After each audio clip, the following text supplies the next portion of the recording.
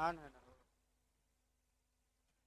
आपका पिछले लेक्चर में बिहार एपीओ मेंस के लिए थेफ्ट या चोरी का अपराध बताया गया और कुछ घर पर भी पढ़ना है। 16 एलस्टेशन या उदाहरण या दृष्टांत दिए गए हैं, वहाँ से भी समस्या पूछी जाती है। और ये आपका कि क्या कोई व्यक्ति स्वयं की संपत्ति की चोरी कर सकता है, ये भी समस्यात्मक क्वेश्चन आपका आ चुका है आपका यूपी में, ये भी देखना है। आइए संपत्ति संबंधी अपराधों में जो दूसरा अपराध है उसको देखा जाए। वह अपराध है एक्सटॉर्शन का। एक्सटॉर्शन का मतलब उद्यापन, उद्यापन का मतलब अपकर्षण। तो क्वेश्चन ये बनता है यहाँ से कि एक्सटॉर्शन या उद्यापन को परिभाषित करिए और उद्यापन तथा चोरी में अंतर बताइए। जब भी ये क्वेश्चन पूछा जाए आप भूमिका बांधिए, भूमिका के बाद आप उद्यापन की परिभाषा लिखिए, परिभाषा के बाद एसेंशियल एलिमेंट लिखिए, एसेंशियल एलिमेंट के बाद उसकी व्याख्या करिए और व्याख्या करते करते आप चाहें तो एक या दो उदाहरण बीच में सेट कर सकते हैं। आपका देखिए एक्सटॉर्शन को भारतीय दंड संहिता 1860 के अध्याय 17 में संपत्ति संबंधी अपराधों का या संपत्ति के विरुद्ध अपराधों का उल्लेख किया गया है, जिसमें उद्यापन या एक्सटॉर्शन का प्रावधान 383 से लेकर 389 तक है, यानी कि धारा 383 से लेकर 389 तक ये लिखेंगे, जिसमें कि सेक्शन 383 में एक्सटॉर्शन को परिभाषित करते हुए यह कहा गया है। तो पहला प्रयास ये करना है कि यह कहा गया है के बाद कामा देंगे, फिर सिंगल इन्वर्टेड कामा ऊपर देंगे, तब लिखेंगे। और प्रयास ये करिए आप, फिर मैं बता रहा हूँ कि जो एक्सटॉर्शन की परिभाषा बेयर एक्ट में दी गई है उसको रट्टा मारिए। रट्टा मारिए मतलब कि हू बहू लिखने का क्या करिए प्रयास। छोटी छोटी परिभाषाएं तो रटना ही पड़ेगा। देखिए क्या कहा गया है, जो कोई किसी व्यक्ति को स्वयं उस व्यक्ति को या किसी अन्य व्यक्ति को कोई क्षति कारित करने के भय में साशय डालता है और तद द्वारा इस प्रकार भय में डाले गए व्यक्ति को कोई संपत्ति या मूल्यवान प्रतिभूति या हस्ताक्षरित या मुद्रांकित कोई चीज जिसे मूल्यवान प्रतिभूति में परिवर्तित किया जा सके किसी व्यक्ति को परिदत्त करने के लिए बेईमानी से उत्प्रेरित करता है, वह उद्यापन करता है। ये परिभाषा आपका रट्टा होना चाहिए, अच्छे से तैयार होनी चाहिए। इसके बाद आप लिखेंगे उपर्युक्त परिभाषा के विश्लेषणोपरांत उद्यापन के या एक्सटॉर्शन के निम्नलिखित आवश्यक तत्व दर्शित होते हैं या एसेंशियल एलिमेंट निकलते हैं। अब आवश्यक तत्व निकाल लेंगे। पहला आवश्यक तत्व है साशय किसी व्यक्ति को स्वयं उसे या किसी अन्य व्यक्ति को क्षतिकारित करने के भय में डालना। फिर एक बार देखिए, जो पहला आवश्यक तत्व है साशय किसी व्यक्ति को स्वयं उसे या किसी अन्य व्यक्ति को क्षतिकारित करने के भय में डालना। और दूसरा एसेंशियल एलिमेंट है, ऐसे भयभीत किए गए व्यक्ति को या किसी अन्य व्यक्ति को कोई संपत्ति या मूल्यवान प्रतिभूति या हस्ताक्षरित या मुद्रांकित कोई चीज जिसे मूल्यवान प्रतिभूति में कन्वर्ट किया जा सके परिदत्त करने के लिए बेईमानी से उत्प्रेरित करना। आइए आपका पहला आवश्यक तत्व देखा जाए। उद्यापन के अपराध के लिए आवश्यक है कि अभियुक्त द्वारा किसी दूसरे व्यक्ति को स्वयं या किसी अन्य व्यक्ति को आशय के साथ क्षति के भय में डाला गया हो। यानी कि इसका मतलब ये हुआ कि जब कोई व्यक्ति आपका दूसरे व्यक्ति को स्वयं या किसी अन्य व्यक्ति को क्षति के भय में डालता है और क्षति के भय में डालकर उससे आपका कह सकते हैं कि कोई संपत्ति ग्रहण करता है, चाहे चल संपत्ति या अचल संपत्ति, तब इसे एक्सटॉर्शन कहते हैं। ऐसा भय आपका डायरेक्ट या इनडायरेक्ट हो सकता है। यानी कि ऐसा भय या तो प्रत्यक्ष या अप्रत्यक्ष हो सकता है, लेकिन भय इस नेचर का होना चाहिए कि वह भयभीत किए गए मन को के व्यक्ति के मन को अस्थिर कर दे।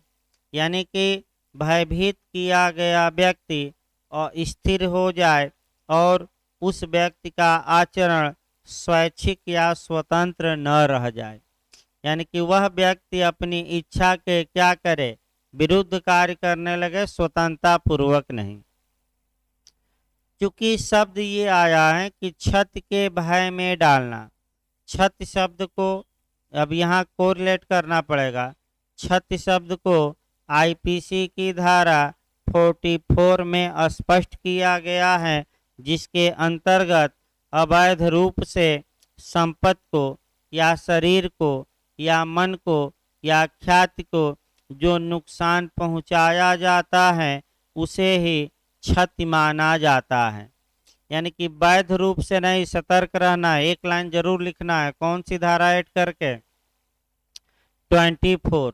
आपका ये लिखना है कि किसी व्यक्ति को अवैध रूप से या तो प्रॉपर्टी यानी कि संपत्ति की हानि या शरीर की हानि या मन की हानि या ख्याति की हानि कारित करना ही क्षति माना जाएगा। अब आइए, चारों पर लिखना नहीं है, लेकिन चारों पर हम एक एक उदाहरण देंगे। एक शरीर पर उदाहरण, एक संपत्ति पर, एक मन पर और एक ख्याति पर। देखिए एक एक उदाहरण हम बता दें। पहला उदाहरण ये है कि ए बी से कहता है कि हे बी, मैं तुम्हें घोर उपहत कर दूंगा अगर तुम 500 रुपया हमें नहीं दिए तो ये शुद्ध रूप से एक्सटॉर्शन माना जाएगा। क्यों? क्योंकि किसका भय दिखाया गया है? क्षति का। और किस क्षति का? शरीर का कि संपत्ति का? संपत्ति का। और कोई संपत्ति या मूल्यवान प्रतिभूति मांगी गई है तो संपत्ति में पैसा मांगा गया तो चल संपत्ति। और यही कहा जाता कि मकान ही बेच दो हमें तो कौन संपत्ति हो जाती? अचल। यानी कि एक्सटॉर्शन याद रखना है, चल संपत्ति के भी विरुद्ध अपराध हैं, अचल संपत्ति के विरुद्ध भी अपराध हैं, दोनों के विरुद्ध हैं। अगला देखिए, आपका 44 ऐड करेंगे। 44 सेक्शन के बाद एक मियार्ड का केस लिखेंगे। मियार्ड का केस, मियार्ड। देखिए इसमें होता क्या है। एक पादरी था, पादरी माने धर्म गुरु। एक पादरी था और वह एक बदनाम औरत से यानी कि वेश्या से कह सकते हैं। बदनाम औरत मतलब क्या? वेश्या। एक पादरी था और वह एक बदनाम औरत से शारीरिक संबंध बनाया था और अभियुक्त इस बात को जानता था। उसने पादरी को धमकी दी कि वह पादरी उसे कुछ धन दे दे, नहीं तो वह इस बात को प्रचारित कर देगा। तो ऐसी दशा में अभियुक्त को एक्सटॉर्शन के लिए दायी ठहराया गया।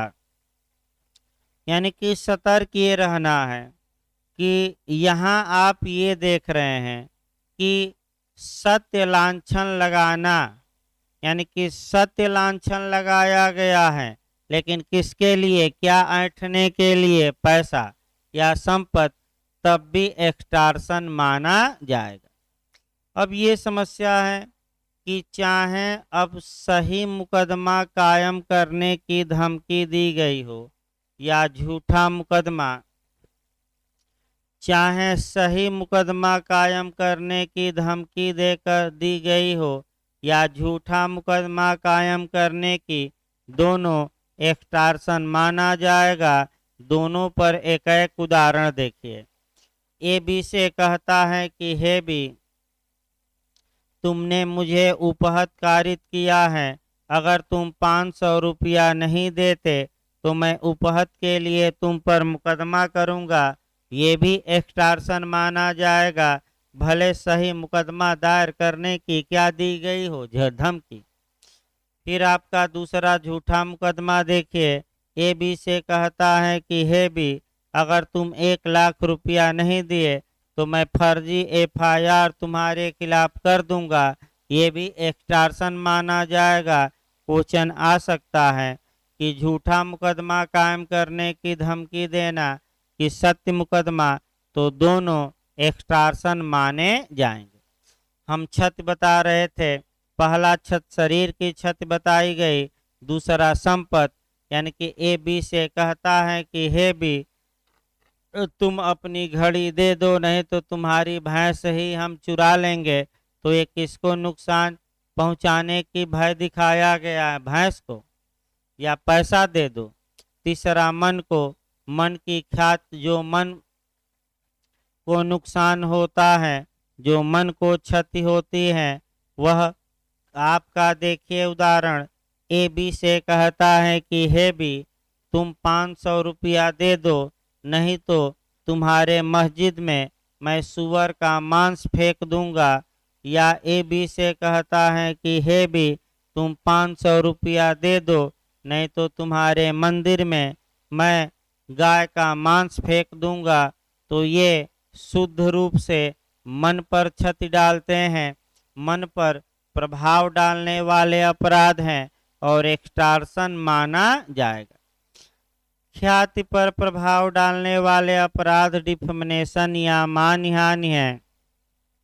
ए बी से कहता है कि हे बी, तुम 1 लाख रुपया दे दो, नहीं तो ये मानहानिकारक कथन मैं सोशल मीडिया पर क्या करूँगा, वायरल कर दूंगा। तो ये भी कौन सा अपराध माना जाएगा? एक्सटॉर्शन का। जैसे कि उदाहरण के रूप में समाज में भी तमाम उदाहरण आपको मिल जाएंगे, जहाँ की लोग आपका लड़कियों को जाल में फंसाते हैं, फिर आपका कुछ नशीला पदार्थ खिला पिला देते हैं, फिर अश्लील वीडियो बनाते हैं और लड़की और उसके पिता को बार बार धमकी देते हैं कि आप 5 लाख दीजिए, 10 लाख दीजिए, नहीं तो ये वीडियो वायरल कर दूंगा और आपकी लड़की की इज्जत तार तार हो जाएगी।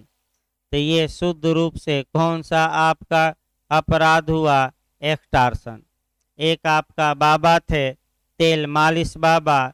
तो तेल मालिश बाबा पर एक लड़की ने यौन शोषण का आरोप लगाया, तो तेल मालिश बाबा ने भी आरोप लगा दिया ये ब्लैकमेल कर रही थी वीडियो बनाकर और हमें धमकी दे रही थी कि दे दीजिए इतना पैसा, नहीं तो ये जो वीडियो है तेल मालिश करते हुए क्या करेंगे, वायरल।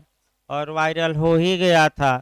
और आपने देखा होगा कि पूरा आपका सोशल मीडिया पर क्या रहा, चलता रहा, तो ये अलग बात है। एक्सटॉर्शन का अपराध एक उदाहरण से बताया गया।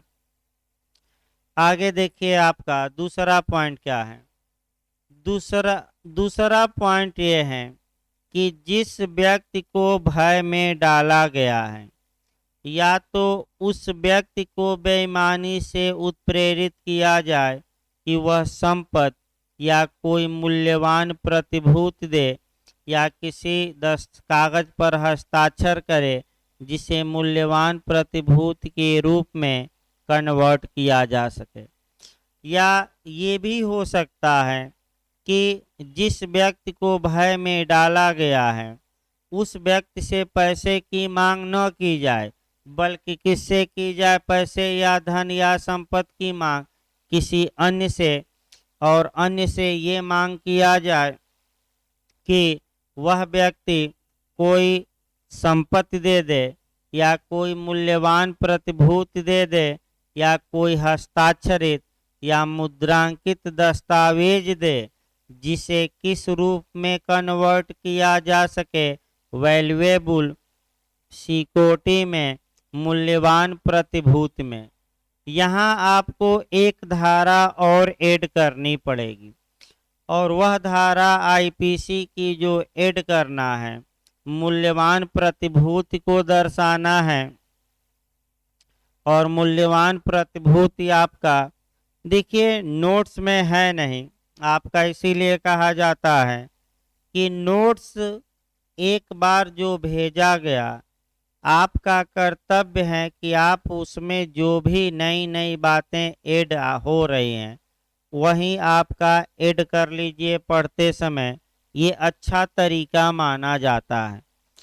यहाँ आप अगर समय रहे, अगर समय न रहे तो एक लाइन दिखाइए कि यहाँ मूल्यवान प्रतिभूति का वही अर्थ होगा जो इस संहिता की धारा 30 में दिया गया, 30 में।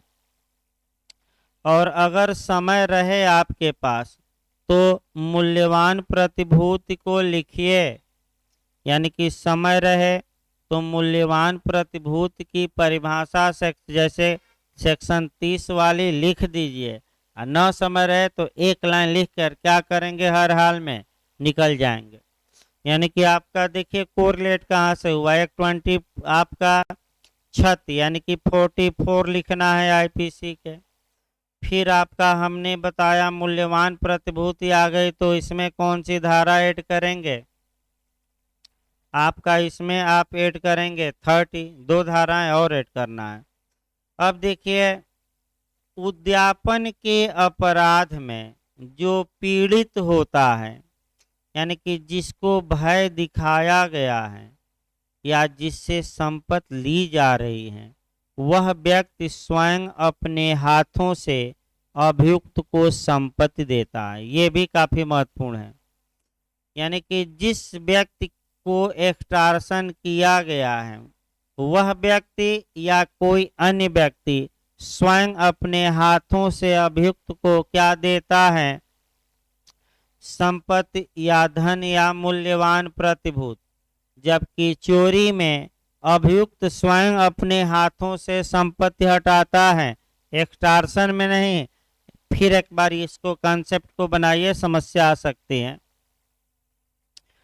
चोरी में अभियुक्त द्वारा स्वयं अपने हाथों से संपत्ति को हटाया जाता है, जबकि एक्सटॉर्शन में अभियुक्त स्वयं अपने हाथों से संपत्ति को नहीं हटाता, बल्कि अभियुक्त पीड़ित द्वारा या पीड़ित की ओर से किसी अन्य व्यक्ति द्वारा अपने हाथों से अभियुक्त को संपत्ति हैंडओवर की जाती है, यानी कि दी जाती है। अब आइए इसके बाद एक दो दृष्टांत लिखेंगे। दृष्टांत आपका नोट्स में नहीं दिया गया है, लेकिन अगर आपके पास मेंस में समय हो तो कम से कम एक दो दृष्टांतों को लिख सकते हैं। देखिए दृष्टांत मैं बता रहा हूँ। और दृष्टांत से आपको स्पष्ट हो जाएगा कि पीड़ित अपने हाथों से ही किसको प्रॉपर्टी देता है, अभियुक्त को, या पीड़ित की ओर से कोई अन्य।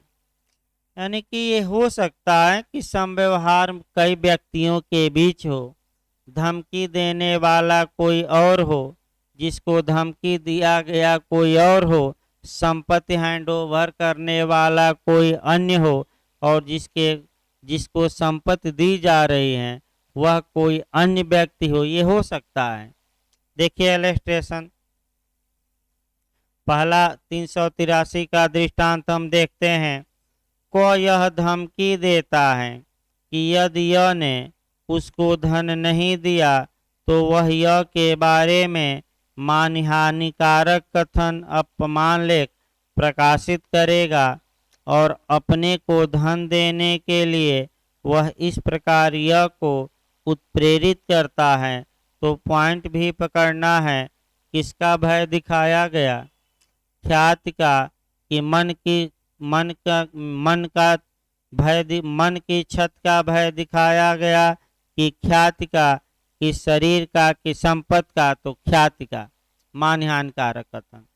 दूसरा दृष्टांत देखिए, को यह धमकी देता है कि यदि को कुछ धन देने के संबंध में अपने आप को आबद्ध करने वाला एक वचन पत्र हस्ताक्षरित करके को परिदत्त नहीं कर देता तो वह के शिष्य को सदोष परिरोध में रखेगा।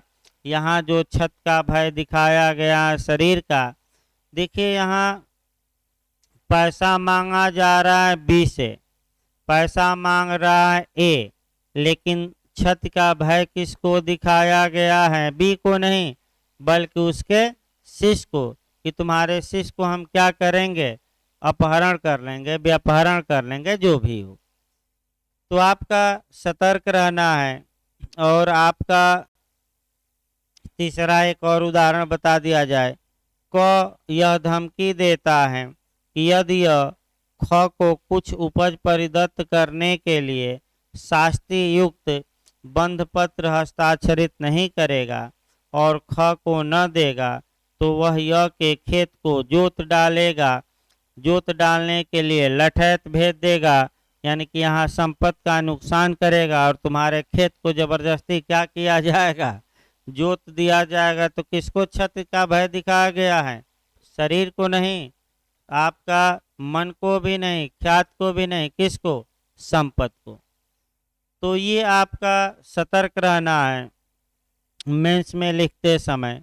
इसके बाद आपका जो क्वेश्चन इसमें जोड़ देता है पुछल्ला, जो अच्छा क्वेश्चन बनता है, और वह जोड़ा जाता है कि थेफ्ट और एक्सटॉर्शन में अंतर बताइए, यानी कि चोरी और उद्यापन में अंतर बताइए।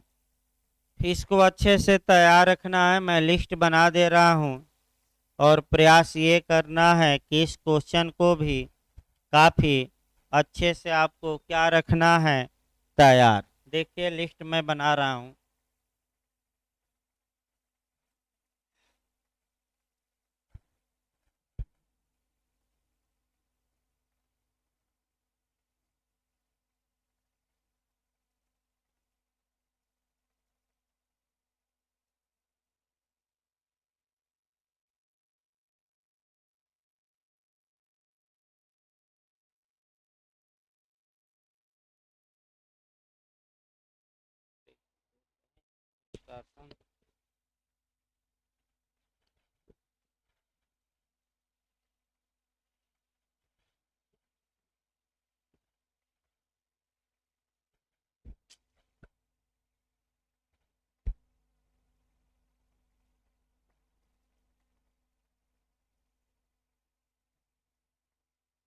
देखिए आपका चोरी और उद्यापन में क्या डिफरेंस है, इसको एक एक करके अच्छे से प्रयास करिए याद करने का।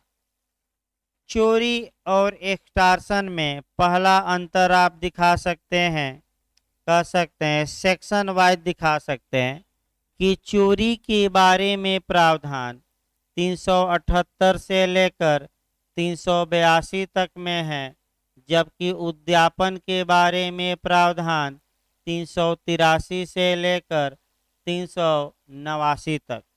यानी कि सेक्शन वाइज भी अंतर आप दिखा सकते हैं कि किन किन सेक्शनों में आपका अंतर है, तो सेक्शन वाइज भी अंतर दिखा सकते हैं। इसके बाद आपका प्रॉपर्टी में दिखाइएगा, जो चोरी का अपराध है यह केवल किस संपत्ति के प्रति हो सकता है, ये मूवेबल प्रॉपर्टी के प्रति, और जो उद्यापन का अपराध है ये चल और अचल दोनों के प्रति हो सकता है, ये भी याद रखना है। फिर एक बार देखिए, चोरी का अपराध केवल किस संपत्ति के प्रति, तो आपका क्या जवाब रहेगा, चल। उद्यापन का अपराध किस संपत्ति के प्रति, चल और अचल दोनों।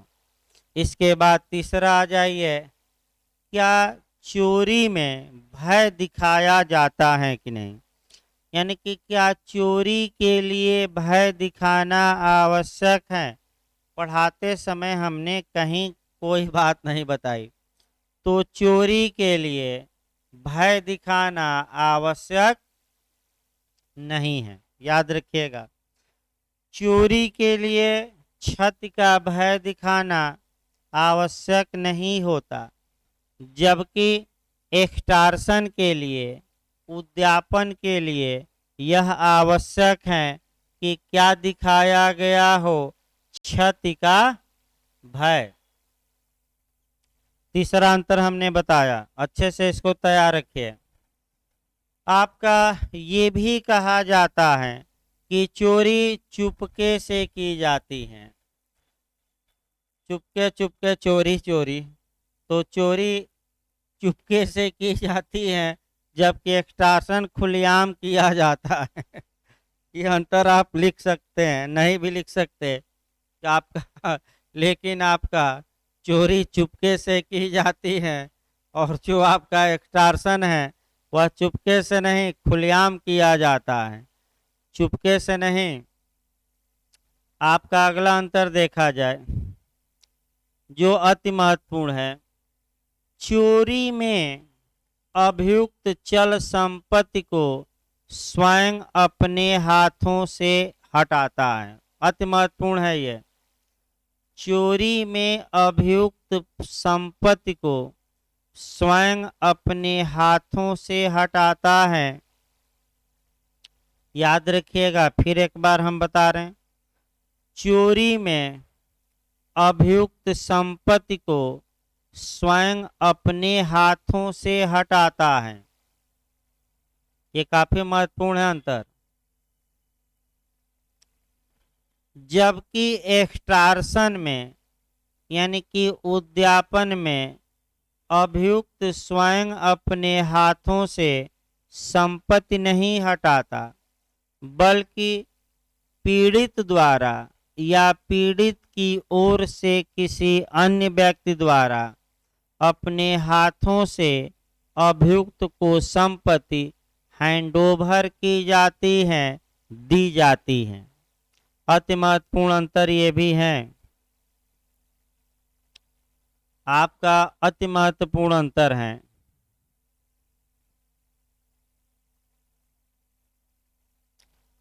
अगला देखा जाए आपका अंतर, 4 अंतर हो गए, 5 अंतर। छठवां देखा जाए, चोरी का अपराध कब्जे के विरुद्ध अपराध है, किसके विरुद्ध, पजेशन, कब्जे के विरुद्ध। जबकि एक्सटॉर्शन का अपराध या उद्यापन का अपराध कब्जा और स्वामित्व दोनों के विरुद्ध है, ये भी अंतर अच्छे से याद रखिए। फिर एक बार, चोरी का अपराध केवल कब्जे के विरुद्ध अपराध है, जबकि एक्सटॉर्शन का अपराध स्वामित्व और कब्जा दोनों के विरुद्ध है, ये भी याद रखना अच्छे से, स्वामित्व प्लस कब्जा दोनों के विरुद्ध है। आइए अगला आपका देखा जाए, चोरी के अपराध में अभियुक्त कब्जेधारी की सम्मति के बिना संपत्ति को हटाता है।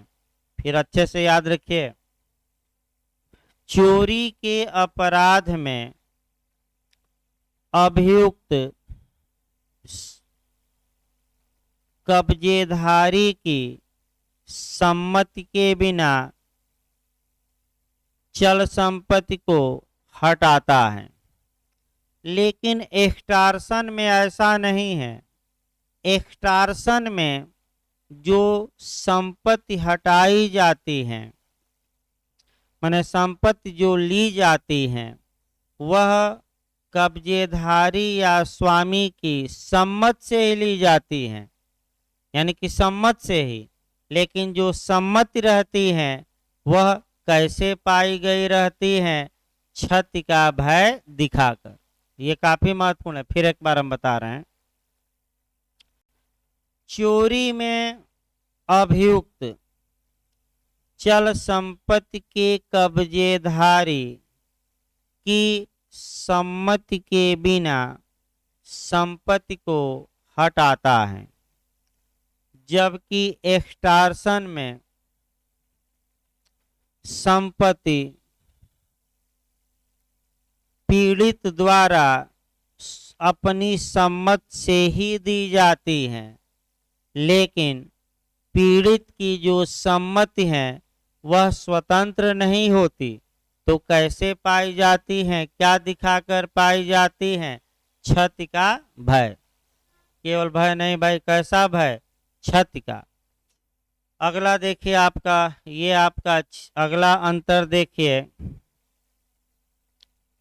संपत्ति संबंधी अपराधों में चोरी प्रथम पावदान पर रखा गया है। यानी कि संपत्ति संबंधी अपराधों में चोरी पहला अपराध बनाया गया है, जबकि एक्सटॉर्शन पहला नहीं बल्कि चौथा अपराध है, दूसरा।